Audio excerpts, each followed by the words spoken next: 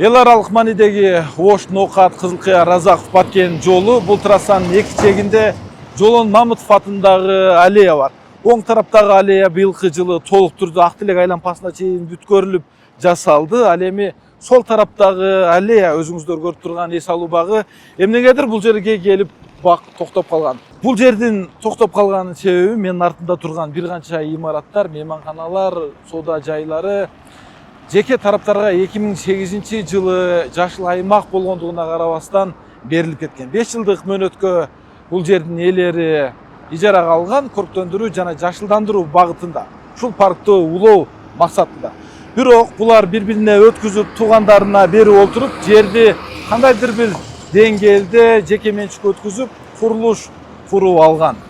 91 жылы архитектура тарабынан жашыл аймак катары көрсөтүлгөн. Анын негизинде ошол учурдагы мыйзам талаптары бузулуп берилгенден кийин жерди жана сууну көзөмөлдөө боюнча кызматы бул берилген жер тилкелердин токтомун жокко чыгаруу боюнча сотко кайрылган. Келтирилген доо арыздын негизинде Ош облустук административдик соту тарабынан 2025 жылдын 5 сентябрында Эргешева Гүлнара Садыбакасынага, Калмурзаев Насипбекке жана Билбаев Алмазбек Жакыповичке берилген жер укуктарын жокко чыгарган.